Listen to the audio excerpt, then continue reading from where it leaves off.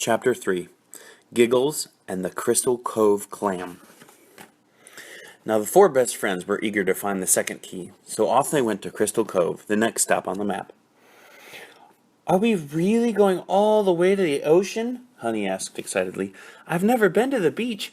"I haven't either," said Giggles. "I can't wait to build sandcastles and play with a beach ball and go for a walk with a crab and shake hands and hands and hands with an octopus and jump in the water and—" "Hey, wait a minute," said Chewie. "Remember, we're looking for the treasure key, not a playground. The map says key number 2 is by the sea, hidden away where none can see." "That's right," said Lance. "Look, there's the ocean." The four best friends stopped as they came out of the forest. Down below them they could see the beautiful blue waters of Crystal Cove. To the right, a steep trail led down to the beach. "Let's go!" shouted Lance, and he started down the trail, with the other animals right behind him.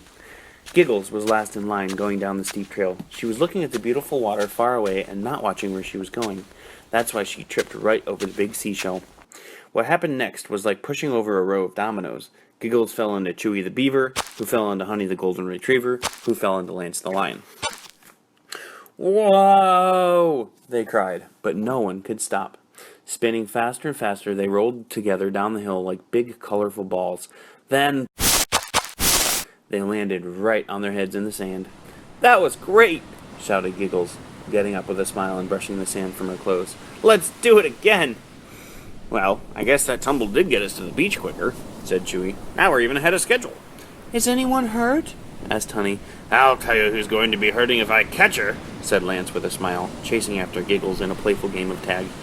Then Honey reminded them that they needed to look for the key, hidden away where none could see. This wasn't going to be easy.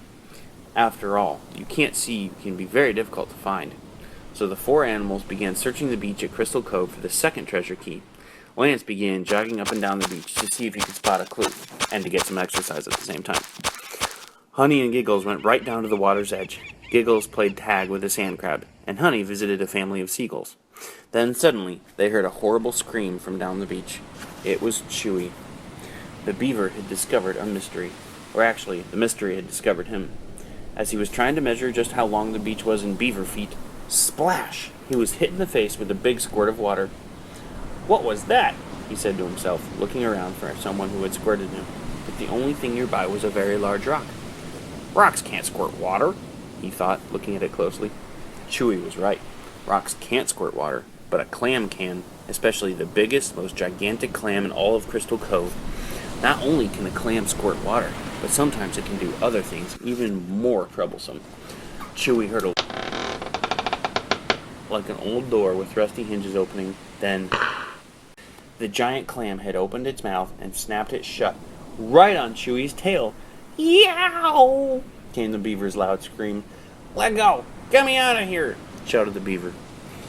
When the three friends got to Chewie, they found not one, but two big problems. Their best friend had his tail caught by a giant clam, and the tide was beginning to come in. Wave by wave, the ocean was getting closer. "I'll get him out!" cried Lance, and with all his strength, he pushed and pulled, but nothing happened. Honey tried to encourage Chewie. She held the beaver's hand and said, "Don't worry, it'll be all better soon. You're being so brave." This helped the beaver not to be so scared, but it didn't open the clam's jaws. "The water's coming closer," shouted a very tired Lance. "We've got to think of another way to get the clam's jaws open." "I know how to get the clam to open its mouth," the hopeful otter said. "How?" said the others. "I'll tell him some of my jokes, and then when he's laughing, Chewie can get his tail free." "Jokes? At a time like this?" said Chewie. "Trust me," Giggles said. "I know lots of jokes, but I'll use only my very best jokes on this clam." The otter's friends rolled their eyes and shook their heads, but Giggles started telling her best jokes.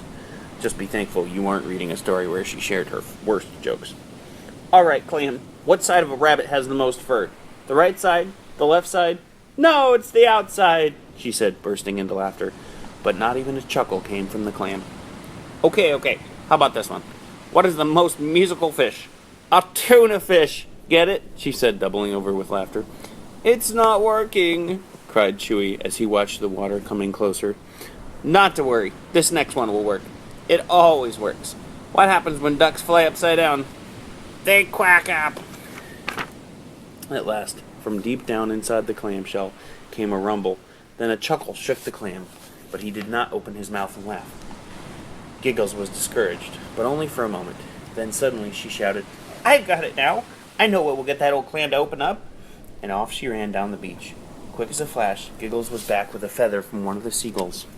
Honey, the loyal golden retriever, was still by Chewy's side, but the water was getting higher, and Lance was still trying to force the clam to open his mouth. "Stand aside," said Giggles, holding up the feather. "This will do the trick." And through the little crack that was made as the clam held the beaver's tail, the otter stuck in the feather and began to wiggle it around. Now, any kind of tickle can make you laugh. In fact, you might want to try a tickle right now. But a feather tickle is the most ticklish of all. And sure enough, the clam began to chuckle, and then to laugh. And finally, the clam's mouth flew wide open, and Chewy the beaver was free. "Hooray!" they all cheered. "Look!" shouted Honey. "It's the key!" There in the clam's mouth, hidden away where none could see, they found another golden key. Now the four best friends were halfway to the treasure tree. The first key was found by the lion's quick thinking and determined personality. The second key was won by the otter's joyful and hopeful ways. That left only 2 more keys, and key number 3 would be perhaps the hardest of all to find. A happy heart is like good medicine. Proverbs.